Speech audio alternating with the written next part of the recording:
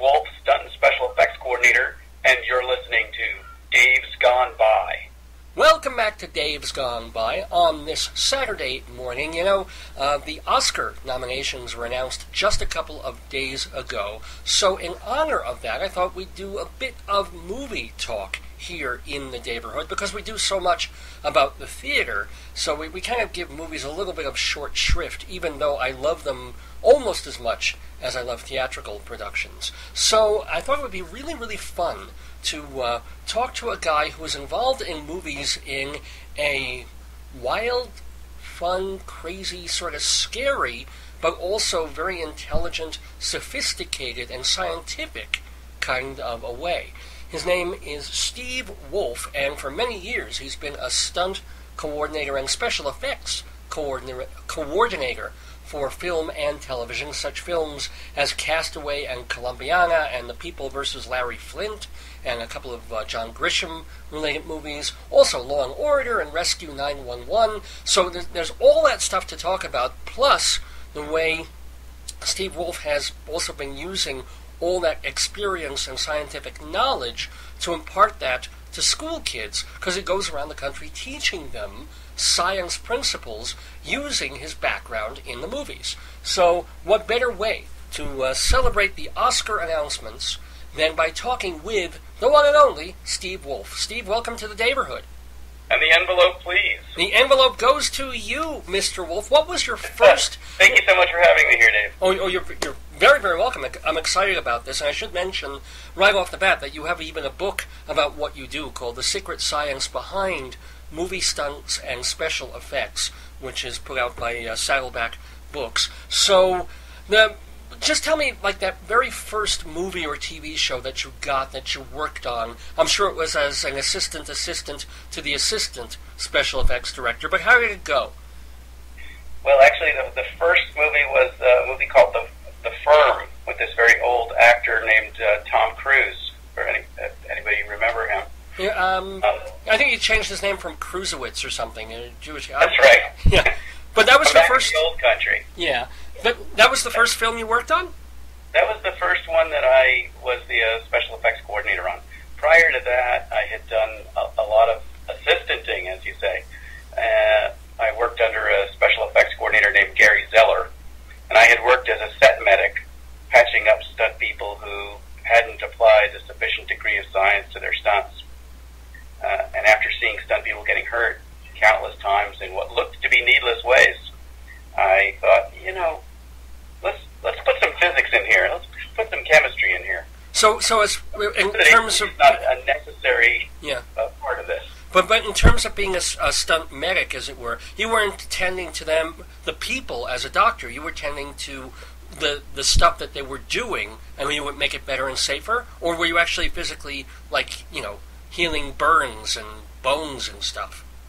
Well, as a stunt medic, you're there to try and patch the stunt people back up when they get hurt and transport them to the hospital. Oh, really? Wow. Yeah. So it really is human stuff, yeah.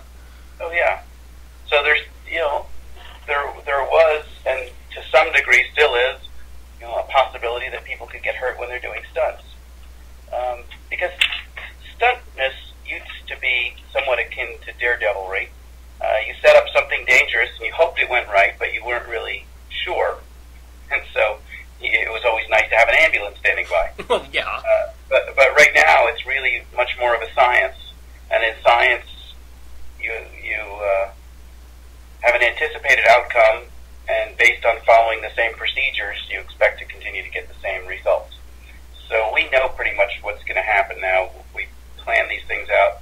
We use computers to help in the planning, and we use physics, and we use chemistry, and we use geometry to figure out what's going to happen. I mean, stuff can still go wrong. The wind can blow in a different way. Absolutely. Yeah. I mean, right, the check could bounce. Oh, that's the worst of all. So besides the check bouncing, what's the worst accident you've ever witnessed? Oh no, actually, it was the check bouncing. All right, what's the second worst? A motorcycle stunt where they had angled the ramp towards a window. So the motorcycle is supposed to go up the ramp and then come through the window of a building, and they had angled the ramp straight at the window, not taking account gravity and the fact that we travel in a parabola rather than a straight line. And I looked at it, and I went and told the stunt coordinator, this doesn't look right. I think someone's going to get hurt here. And he turned around on me like in a classic Clint Eastwood, and he said, well, let's agree on a division of labor here. You drive the ambulance, and I'll set up the stunts. Oh, boy. So I said, all right, well, some people are just too smart to learn. And 10 minutes later, we were taking the guy to the hospital with broken knees. Oh, so what happened was he went higher than the window should have been? Lower. Or lower, right. The window would have been there, but he would have curved downward. Right, he curved downward, so he caught the windowsill with his knees. Oh, Lordy. When I got back to the set, I pulled the director aside, and I said, I'm pretty sure that I could set these stunts up for you without anybody getting hurt, and I could lower your liability, and that would lower your insurance expenses. And when you're talking to producers and directors, anything that lowers expenses is good news. So they gave me a shot at it, and that's really how it started. Well, that's a pretty high-level shot, was working on the firm. And so what are some of the kinds of stunts that you personally have coordinated, I cannot do that word today, coordinated for, I wish I could do stunts for my lips and my tongue here, for major motion pictures or for television? I've done car stunts, I've flipped cars, I've crashed cars, I've thrown people off roofs, I've blown up buildings. Yes, but what have you done for the movies? No, just kidding. Right. Well, what's the difference between an arsonist and a pirate technician? Is the presence of a camera. Okay, fair enough. So I try to always make sure there's a camera there, or else I'm just having fun. Well, one thing that people might not like, I was flipping through your book, Movie Stunts and Special Effects, and when you burn down a building, it's not like you're just finding an abandoned building to burn down. I mean, that's just basically that's the ideal, of course, if you can find an abandoned building and really burn it down. And I've done that for America's Most Wanted on occasion. Really? And that's the least expensive thing to do. Is you find a building, a barn that the farmer wants to get rid of, it's or a building that's scheduled for demolition, and you simply help it along a little bit. And sometimes they'll even pay the production company to do it for them because they were about to have to pay somebody else to take it down. Wow. That's the ideal. But of course, once you start the fire, it goes to completion. And so there's no, hang on, wait, this camera wasn't set right. Oh, the actor messed his line up. There's no going back.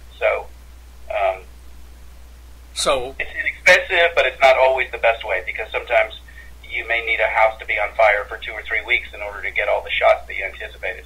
Well, how on earth do they do that? They just keep building a fake wall and then burning it up? We built the entire building from scratch out of non-flammable materials. And then the fire itself is actually coming from propane that we pipe into the building.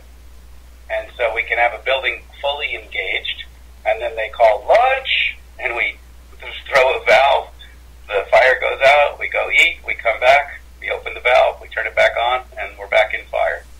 Oh my! So you don't have to rebuild the wall. I mean, the structure stays up, basically. Structure stays up. And for effects, someone will probably just throw like a lumber beam at the camera, so it looks like some beam is crashing. We'll drop a beam, and if things are supposed to drop, they're usually rigged with solenoid valves and electromagnets, so they drop exactly when they're supposed to drop. They may be hinged so that when they drop, they fall in a certain direction. And really, this is really all about safely using science to create the illusion of danger, not ever actually having real danger. Well, one hopes, of course. Well, although, if you're throwing somebody off a building, is it just, okay, make sure there's a mattress 2 feet below, or is there more to it? Is it choreographed like a ballet dance or something? Well, Tempur-Pedic, preferably. Oh, of course. But, yeah. Memory foam would not do it. You have to know your sleep number before you jump off the plane. I prefer the memory foam kind of landings, but no, seriously, I mean, it's like, is there more to it than just making sure there's a mattress? Yes, there is. We do calculations. We break out our little Casio calculators, and we figure out how high we are and how much we weigh, and that tells us the speed that we'll be going when we hit. It tells us how long it will take us till we get to the ground, and how much energy we're going to be delivering to the ground. And then based on that, we select an appropriately sized airbag.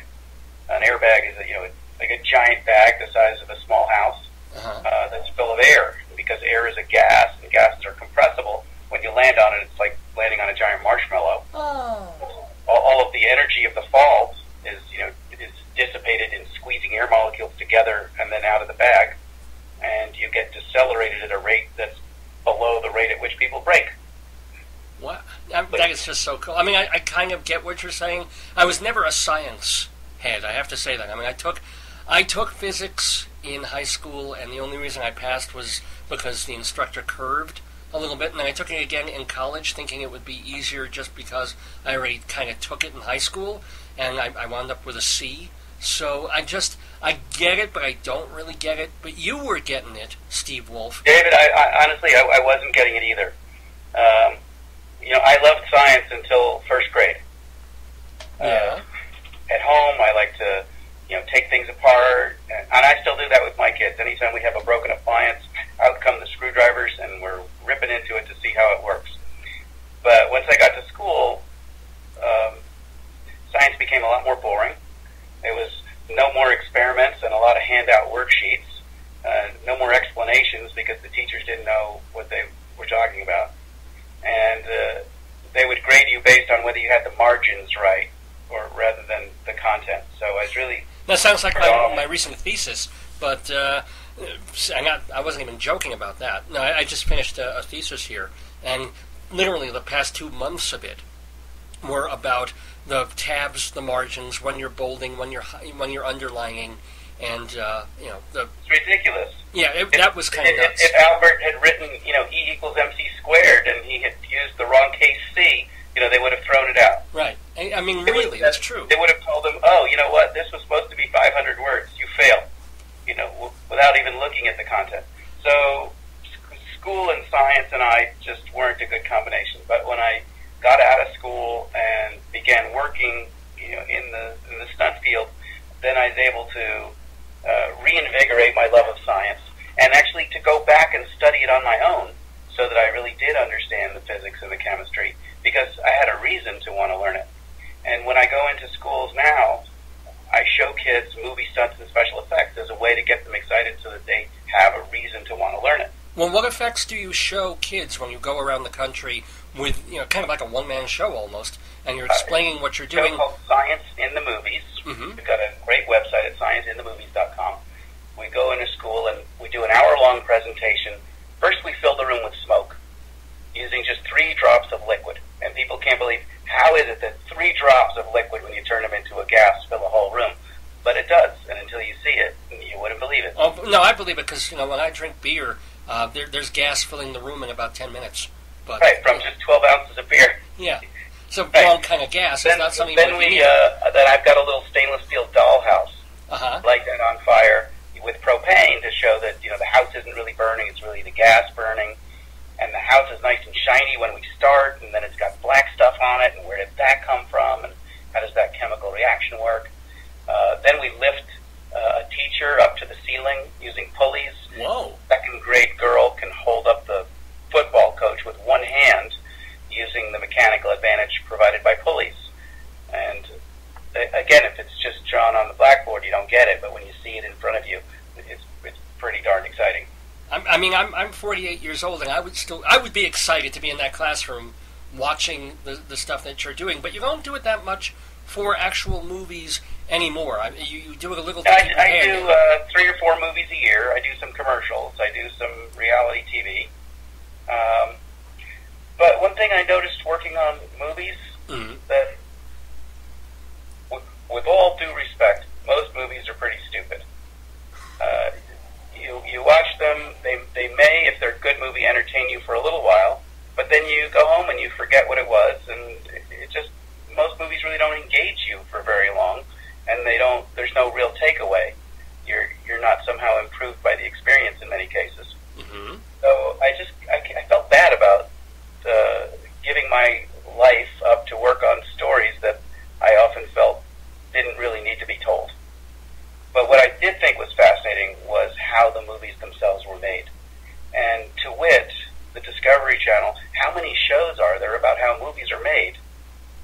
versus the number of movies themselves. I say for every movie that's out there, there's 5 shows about how this was done. So people really are fascinated with the technology that goes on behind the scenes. And that's what I decided to capitalize on as a way to get kids interested in science. But have you thought of maybe directing your own film or writing and Yeah, I'm working on my own show. It's a show called Team FX, and it's behind the scenes with a movie special effects team, and really sharing the science of how it's done. Because we really, the kids are fascinated with it, and I want to encourage them to learn more science. Because as you know, you're what, vintage 63? 64, just on the cusp. I just had my birthday 4 days ago. So when you were 5 years old, you may have seen a man walk on the moon. Yeah. I was 5 when I saw a man walk on the moon, and I thought, this is the most amazing thing. Science can do anything, and what an amazing thing that we live in the country that did this. And then 20 years ago, I saw Tom Brokaw on the news talking about how America was no longer even in the top 20 in science education, and in 20 years we haven't made a lot of progress. Oh, I see. Yeah. And it really hit me for some reason that this country that was on such an amazing trajectory science-wise was really now floundering in the third world of science education. Well, we just need to let in more Asian immigrants, and then we'll be right back on top again. That's all we need. Well, that's what we are doing, but what is it that they're doing in Asia, education-wise, that's allowing these kids to be so successful? Or what is it that they're doing in Finland, which now outscored all the other countries in science education, where they put no emphasis on testing? They say, hey, why don't we just worry about teaching kids the content, and then the test will take care of itself. Interesting. But here, here. No Child Left Behind is really created an environment where no child gets ahead. And teachers are just teaching to the test, not putting things in context, and of course the kids aren't getting it. Now, can I ask one thing, though, about, since your livelihood now is mostly, actually you're doing enough movies a year that it's still kind of your livelihood, but you're also doing the teaching, but is there a worry in your field that because everything now is animated so easily that the special effects field will die down just because it's easier to draw fire digitally than make one? Well, it's not really easier to draw fire digitally. Fire is really complex. Smoke is very complex. The computers and the animators are pretty expensive, and the rendering process is slow. So there's certainly places where it is easier to do something by animation or to combine animation with real action.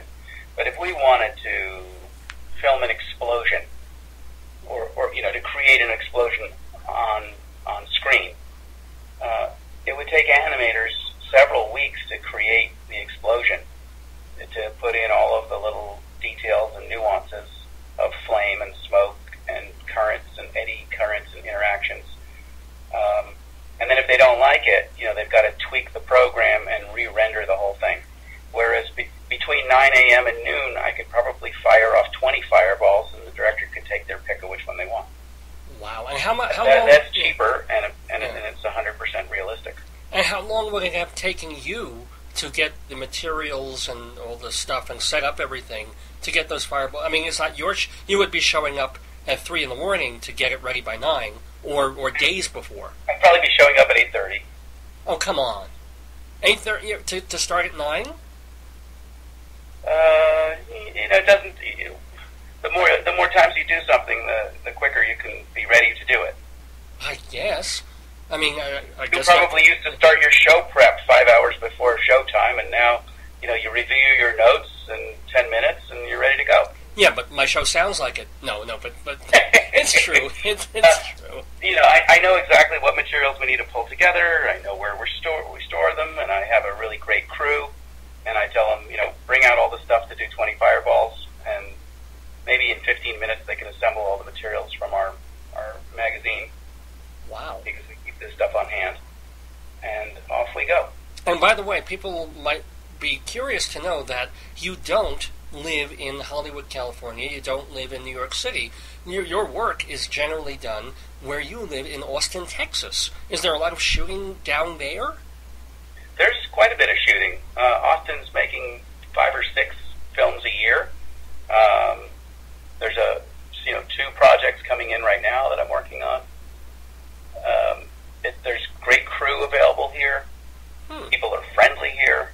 You don't have to spend 3 hours in traffic to drive 2 miles. And are you like the only game in town? So if a movie is shooting in Austin, you basically get the call if there's a special effect involved? There's another guy in town, but he's usually out of town. Oh, he's in California, you're right.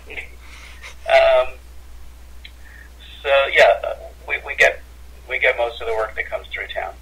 Cool. By the way, we're talking. We do a lot of live work. We've taken movie special effects and made them available to a new market, and that is event planners. If an event planner is putting on a Christmas party, or she could call me up and say, "Hey, could you make this into Winter Wonderland?" And we could bring snow, we could bring frost, we could bring sleet. Kids could be sliding down, slopes, just like in the movies. Or she might be putting on a wedding, and she says, "Wouldn't this be amazing if the wedding had fireworks?" And we put on the fireworks.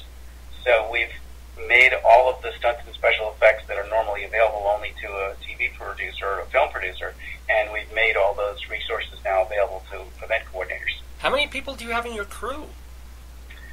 We range anywhere between 6 and 25, depending on how busy things are. Okay, so yeah, that's one reason you can get everything put together in half an hour or something like that, because you've got 25 people who know exactly what they're doing it immediately. So that helps. It's not just you and like it gets done faster when it's just 2 or 3 people, so they're not tripping all over each other. Huh. Okay. Wow. By the way, we're talking with Steve Wolf, the author of Secret Science Behind Movie Stunts and Special Effects. He's also the man behind scienceinthemovies.com, and that's a place to go if people who are listening are teachers somewhere and they're looking to bring what you do to their school. Is that the best way to get in touch? Yeah, if they hit scienceinthemovies.com, all the information about our school show is there. And if you've got kids who are interested in science and you want to give them material that's easy to read and engaging, a great science book, guess where you go, Dave? GreatScienceBook.com. Really? GreatScienceBook.com. Okay. Yeah. All right. By Steve Wolf, and by the way, Wolf is WOLF, just in case people were looking for any special effects behind his last name. No, it's a simple animalistic spelling of it. Just like the animal. Just like the animal. Now, what are the movies that have come out that have impressed you this year? I'm not good with that because I don't go to the movies much. I see movies when they come out on DVD, or I rent them from my local library many years after they've been out. And plus I watch a lot of old movies and foreign films. So, I guess I'm with you. I can't really think of one. I don't resent big Hollywood blockbusters, but I just don't see a lot of them, I thought the new Mission Impossible was really fun. As a movie, or can you watch the new Mission Impossible as just an enjoyable film, or are you always going, oh, I know how they did that. Oh, they could have done that better. Oh, I see the CGI. Well, I don't have to worry about how they did that. I can just enjoy it now because my kids are the ones going, oh, I know how they did that. my 6-year-old, oh, I saw the cable on that one, Dad. They missed getting that one out. Well, that's cool. That's great. I mean, because people ask me all the time. I've been a theater critic for like 25 years. And they say, well, how do you go to the theater and actually enjoy it? You're probably just deconstructing everything. You're pulling apart the text and you're looking at the actor or how they're physically moving at a certain moment. And I'm like, no, I go to the theater. I want to have a great time. I want to be laughing or moved. And the intellectual stuff kind of comes later, But that's just me. When you digest it later. Oh, yeah. Because if you can't go there and enjoy it, then what you're really reviewing is what your experience of the movie was, not so much reviewing your thoughts about how the movie was made. Right, exactly. I mean, although I can see like actors who are really in the business and living and breathing acting, 24 hours a day, 7 days a week, going to a movie and then not really concentrating on anything else but, like, the performance, because they've just been in class all day taking acting lessons. So I also see the other side of that, but at least you can break away from it in special effects movies and just dig the movie of what it's trying to be. Well, in many cases, the special effects are the movie. Well, sure. They forgot to bring a writer. Well, yeah, yes. This blows up, that blows up, this car flips over, he chases so-and-so shoots somebody. It's like, well, where's the plot? And so I envy you in watching old movies because they were based on good stories and good acting. And then if they had special effects, it was to enhance the plot rather than to be the plot. Now, let me ask, one of the things you say really early in your book is this kind of very cute story about your neighbor, back when you were 4 or 5 years old, Ali Sheedy. Since we're talking Hollywood and Oscars and movies, what's your Ali Sheedy story? Ali Sheedy was my next-door neighbor growing up in Manhattan, a small island off the Jersey Shore. I've heard of it, yeah. And she knew how much I loved science. When, on my 5th birthday, she got me a big battery and a spool of wire. And she knew that I would be building circuits and making little alarms to let me know when my brothers touched my toys and stuff like that. That's nice. That's and I have, quite a lovely career in filmmaking. Well, yeah, absolutely. I mean, she's gone more to indie stuff recently, and she had her troubles, but I hope she's fine, I'm sure. Are you in touch? I haven't been in touch with her in several years. Oh, okay. I'd love to be. Yeah. Really, if you're listening. Oh, yeah, she's a regular listener. Yeah. Find me on Facebook, right? There you go. Again, just talking, I guess, name-dropping and stuff, are there any Hollywood famous people that you're palsy with, friends with, or are you kind of always on the other side of things? I'm usually on the other side of things, and quite intentionally, because the people who you don't talk to, you'll never get in an argument with.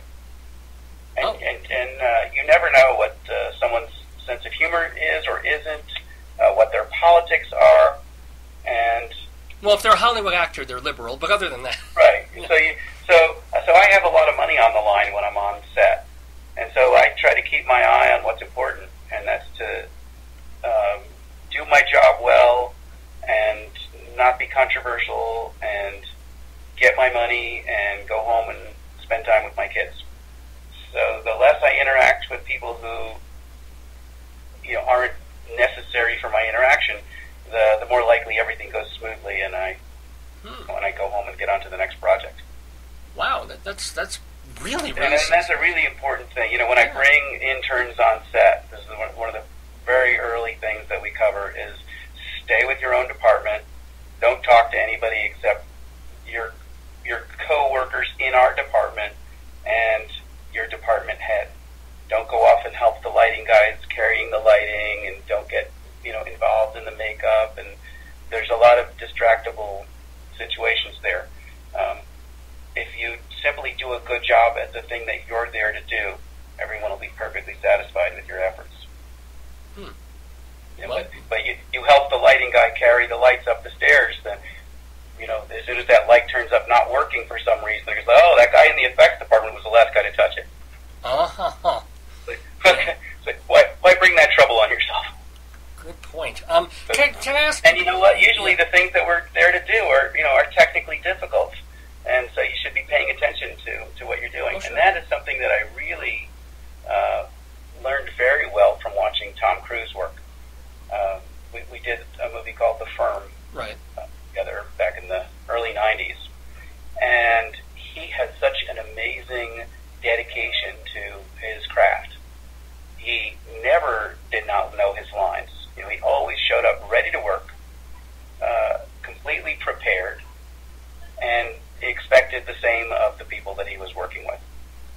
Although actually one of the things they mentioned since we're talking about that recent Mission Impossible, is praising him for the fact that it seemed that he was doing some of his own stunt work. What are your thoughts on actors who want to kind of do their own stunts? I think it's a pretty bad idea. Okay. It's about as good an idea as the stunt people deciding that they want to play the character that they're doubling. So So we don't have the stunt people act, and we shouldn't have the actors do stunts. And it's just for the simple production cost safety factor. If an actor's doing his own stunts and he sprains his ankle, and now he can't work for 3 weeks because he's on crutches, that really is an expensive problem for the production company. Whereas if a stunt person sprains his ankle, you get another stunt guy in there. That's kind of cruel, in a way. I mean, it's the truth. It's the honest to God's truth. But the value we place on different people is kind of funny. But there's an expectation that the stunt people, have athletic ability and that they know how to do the physical actions that are required. There's not such an expectation that the actors can. Now, in Tom Cruise's case, he really doesn't undertake anything unprepared. So the physical training that was necessary to do the stunts that he did, he received. He took all the training. He spent time climbing the building on his own. He was climbing 5 or 6 hours a day plus, in order to be able to do what that part required. And he trained for it the same as any stunt guy would have.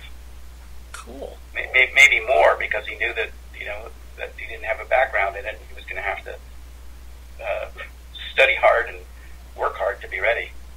Well, that's. So I really admire that. Yeah. When you see somebody who really puts their all into what they're working on, and brings 100% of their game to the project.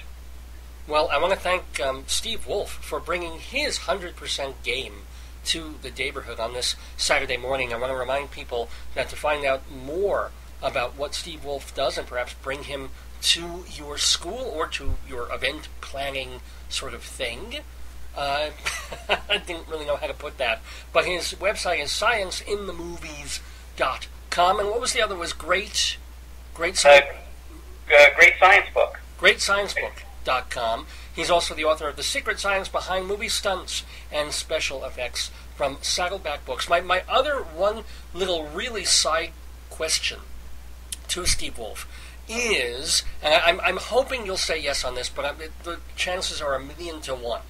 But I used to watch on public television. There was a show. It was a 15-minute instructional show that was kind of, I guess, coordinated along with science or high school courses in physics. And it was called Adventures in Physics. And it was hosted by a science teacher, a physics teacher, named Dr. Julius Sumner Miller. Does that name ring any bells? Does this program ring any bells to you? Does the name Pavlov ring a bell? Well, yes. I've never met the man, but I drool when you say his name. Why? No, that was a science joke. Oh, okay. Because Pavlov did all the experiments with the dogs where he rang bells. Uh-huh. Got the dogs to sound. Oh, does that? Now I get the ringing of the bell. I was thinking more in the drool. No, but I don't know Dr. Julius. Ah, okay. Well, he's I only knew the Dr. Julius Irving.